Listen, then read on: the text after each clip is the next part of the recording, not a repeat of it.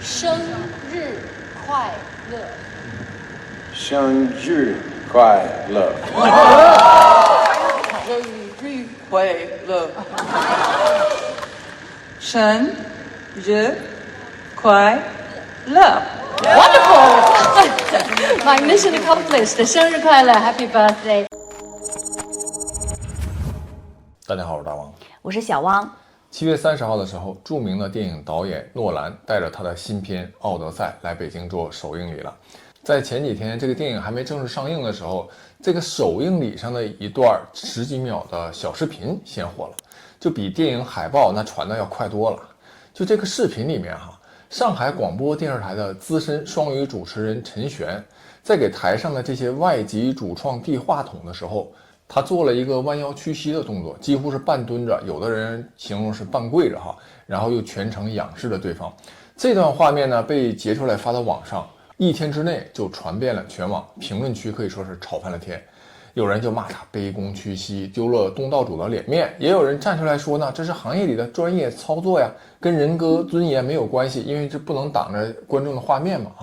所以今天这期咱们就聊聊这件事发生的具体的情况然后网友呢又都说了些什么观点？那为什么一个主持人会感觉他是无意识的做出这样的动作呢？咱们先来说说这电影我们可是资深电影迷，每周大概可能要看至少3到4部电影奥德赛呢是诺兰独立执导兼编剧的一个作品。诺兰这个导演大家很熟悉他拍的《穿越星际》这部电影可以说是我电影片单里面排前3的作品马特·达蒙大家肯定也是非常熟悉的。马特·达蒙演奥德修斯，安妮·海瑟薇、汤姆·赫兰德就是那荷兰弟他们也都参演了这部电影。故事呢就改编自荷马史诗讲的就是特洛伊战争结束之后，奥德修斯漂泊10年回到家乡的经历。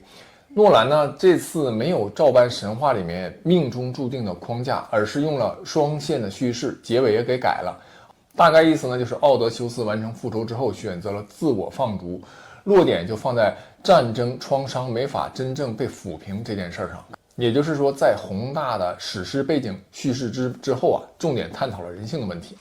这个片子呢，用 IMAX 胶片是实景拍摄，特洛伊的战场还有独眼巨人的洞穴、冥界的幻境都是实拍的，不是那种特效所以被不少人评价为一部为大银幕而生的史诗片。北美上映15天，累计票房已经3.59亿美元了，可以说成绩非常好国内像一些大城市，北京上海广州深圳几个城市也开启了超前点映，上座率都不错，有的这个影院都超过了90%，然后不少场次呢都已经坐满了，还有很多电影院说这个下周的票都已经卖空了。豆瓣的评分也都挺高的，居然就8.2，豆瓣评分就相当于是这个电影已经是特别高了打分。所以有些人说是中国电影市场不景气等等，其实现在你看一部大片，真正大片来了之后，大家会发现其实还是说这个有些电影并不是说电影市场不行了，还是说有些影片确实质量不好。这部影片在上映之前其实还是有一点争议的，就是因为女主角嘛，因为这荷马史诗讲的是白人的故事，但是女主角选了一个黑人演员。但是呢，现在来看这个并没有因为选角而对这个电影的质量和票房产生任何的影响。这个电影里面的独眼巨人的密史戏还有女巫变身的段落，还被观众称赞说是诺兰呢在向恐怖片的方向做了一些尝试。我们具体再来说这个首映礼上的这段争议视频就在7月30号的时候，北京的首映礼在中国电影博物馆举行。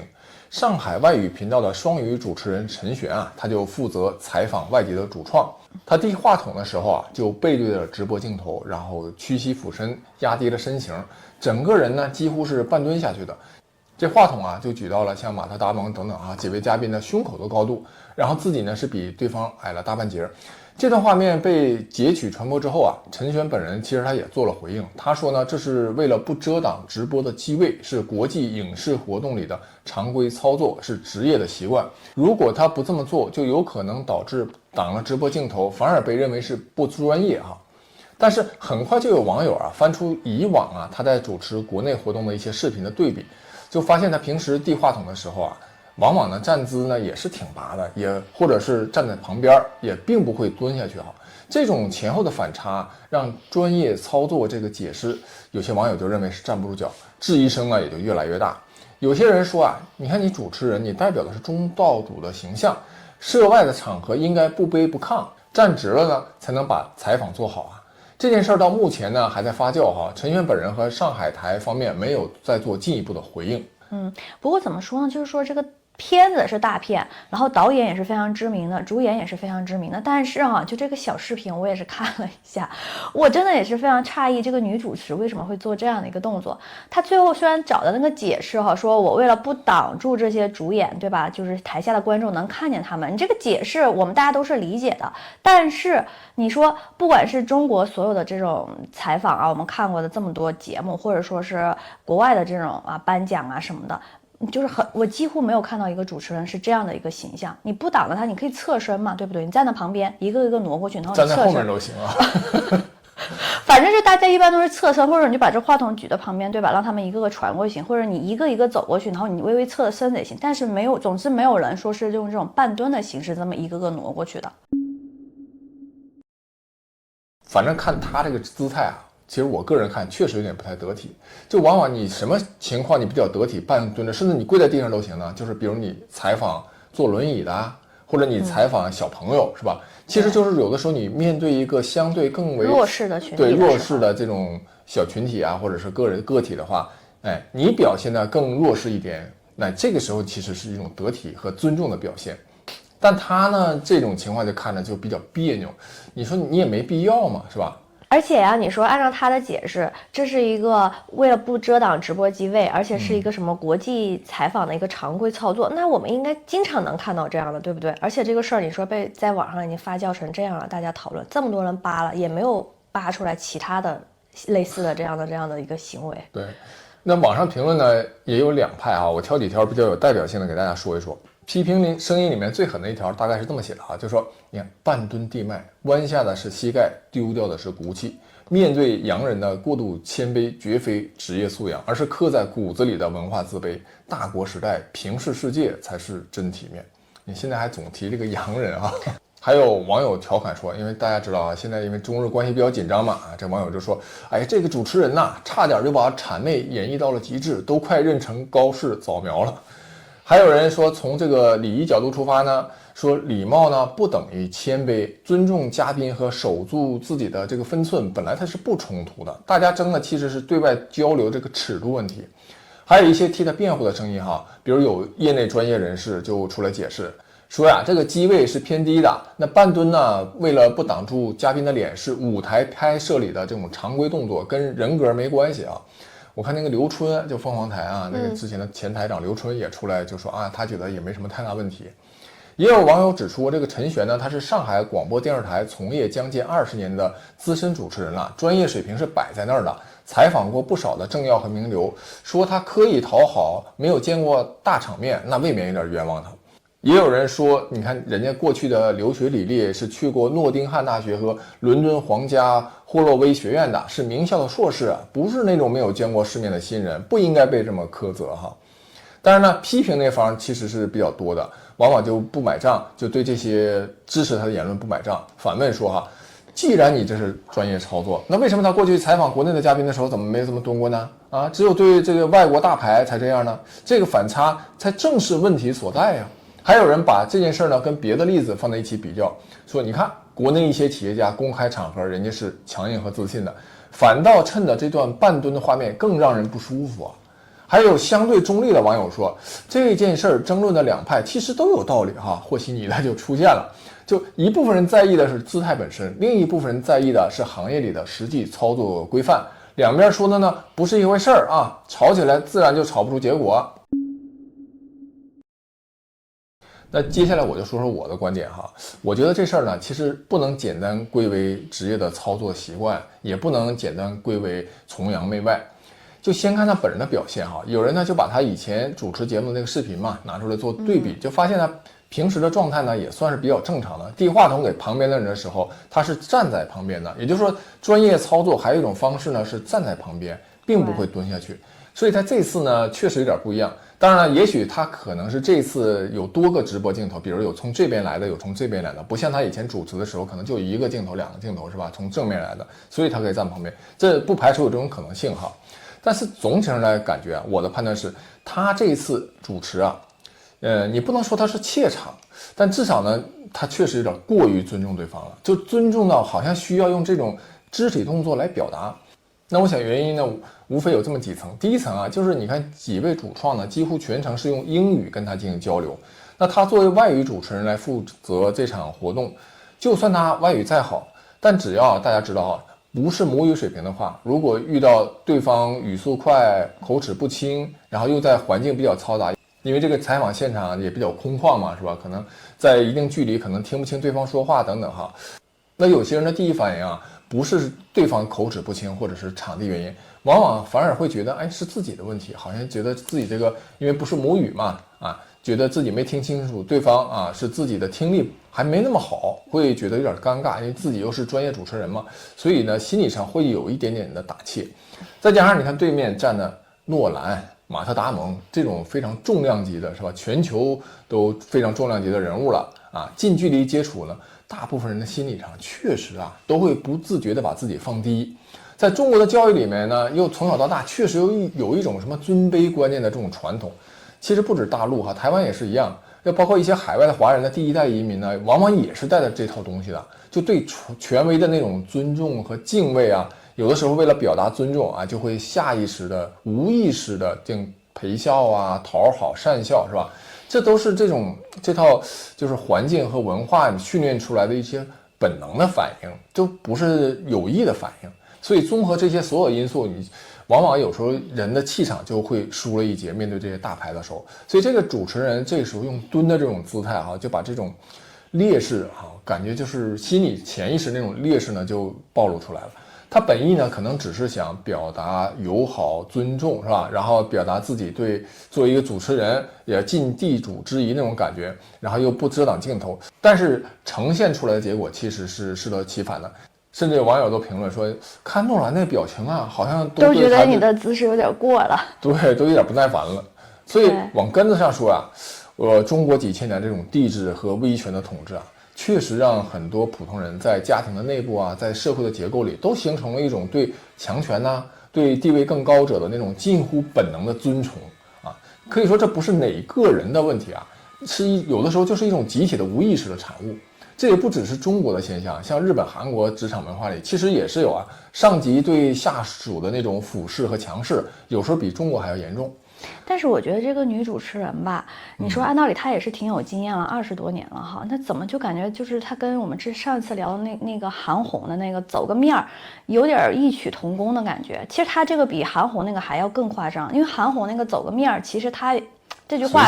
有点随性，并不会意识到网络发酵这么大。但是这个女主持，你本来这个主持工作就是你的专业工作，你这个直播又是在中国进行的，对吧？而且你是在中国的社交媒体上传播，我觉得但凡有点脑子，你都应该知道，你做一个这样半蹲的动作，这个东西截屏，这个切片一出来，网络上对你的铺天盖地的指责，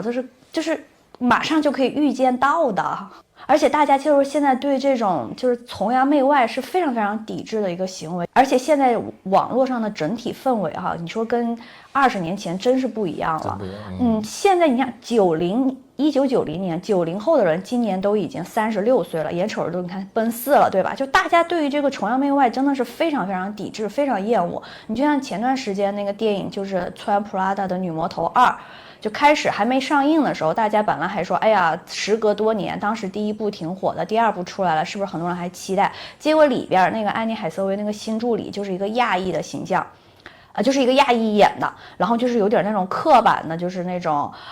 美国对那种亚裔的感觉一个女生戴着眼镜，然后又比安妮海瑟薇矮很多，跟她说话还抬头，而且关键是她在里面的英文名叫什么青冲，反正就跟那个歧视那个亚裔的那个谐音是就非常非常类似。一瞬间就是这个大家一看到这个形象之后，就开始发起了对这个电影的抵制。就本来当时在中国大陆很多网友还很期待这部电影，一下就开始抵制了。我就觉得现在这个网络的这个氛围就是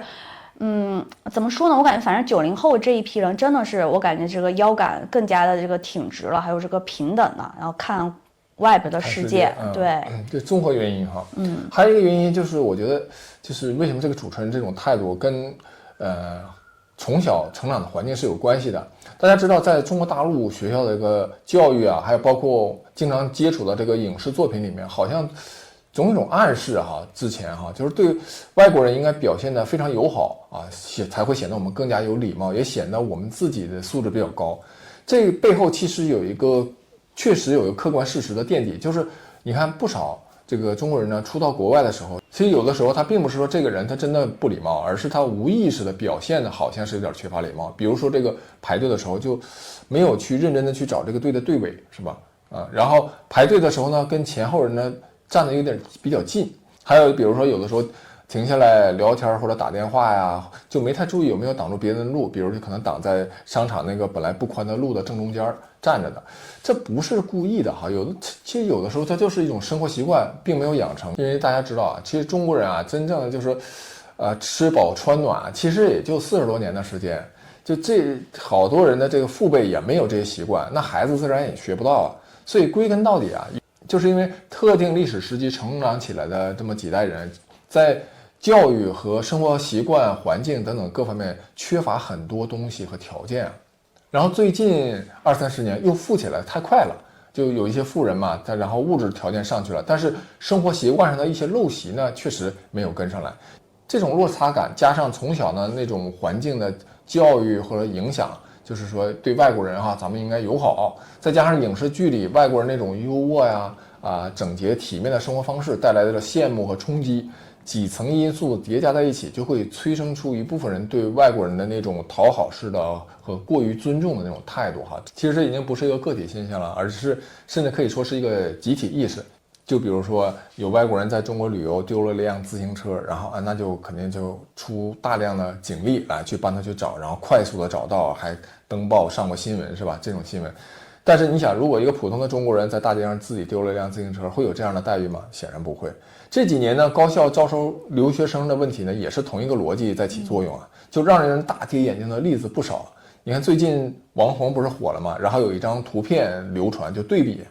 比王红，你看上北大要自己交学费，花多少钱，但是另外一个普通的外国留学生谈不上优秀啊，每年却能拿到北大给的大额奖学金。这个现象这些年一直有人在批评啊。第一就是你自己家的孩子都没有照顾好，凭什么要这么大力的去照顾外人呢？第二，我们又不是发达国家，对不对？不像美国那么财大气粗，然后能拿什么奖学金来吸引全球最顶尖的学生。首先，你不像美国有那么大的财力；其次呢，对，吸引来的是美国的奖学金吸引来的是全球最顶尖的学生，来自各个国家。中国颁发的是奖学金，你吸引过来的很多都是一些亚非拉国家非常普通的学生，来了就是打酱油的。对，但却给出了非常高的待遇。那你看中国学生去美国留学的都是什么呢？都是还要托福、GRE 都得考得高分才行，是吧？然后语言都得非常过关，甚至在语言方面都得比他们母语国家的人考的分数还要高。但有些国家，你看这些学生来中国，是不是汉语都说不利索，照样拿巨额奖学金？你说这么一对比，这怎么看都说不通啊。对，而且留学生来住的这个宿舍跟自己本地的学生住的宿舍都完全也不是一样的档次。什么留学生都住单人间，独立的这个洗手间，对吧？自己的学生公寓，你看我们基本上上学的时候都是住的4人间，有的还有8人间呢。其实这个现象引发出来的，我觉得就中国教育里面确实有一些可以改变的东西。就教育模式啊，不能走极端，既不应该搞仇恨教育，也不要自我矮化。就应该不卑不亢，平等相待，这就是最好的教育模式和对外交流的这种模式。尤其现在 AI 时代，你看全球1半左右的从业者和顶尖人才都是中国人或者华人哈，这些都说明啊，华人其实不比任何人差，在很多领域呢又是真正拔尖的。那说到科学成就和民族自尊心呢，这次菲尔兹奖，王红和邓玉2个中国人获奖，我第一时间就把这个消息告诉了孩子。有人会说啊，虽然你看都是中国人啊，但获奖的是人家王红邓玉啊，又不是你有什么好骄傲的？但我不完全这么看。你看西方世界为什么容易对其他国家产生一种俯视的姿态呢？一方面就是因为现代科学很多的基础性研究确实是人家西方国家奠定的呀，这是事实。另外一方面，你像美国呀这些发达国家经济体，他们体量特别大，消费能力又强，所以呢，他们不知不觉的就会有红脖子那种带着优越感那种自豪。这种自豪感呢，对一个民族的自尊心来说，其实它作用是实实在在的。就像我刚才提到 AI 领域，现在一半的顶尖人都是中国人、华人哈，就跟 NBA 赛场上一半以上的优秀球员都是黑人一样。就不同的族群其实在科技、文化、体育各个领域都有各自的长处，这是一个客观的结果哈。每个人都可以看到自己的长处，都可以平视任何其他的族群，没有必要自卑，也没有必要过度崇拜别的族群。大家应该平等的看待彼此，一起把人类文明向前推。哎呀妈呀，一个小事儿，你这都上纲上线延伸到这了。好吧，本期就讲完了。喜欢我们的节目，欢迎转发、点赞、评论。我们下期再见。下期再见。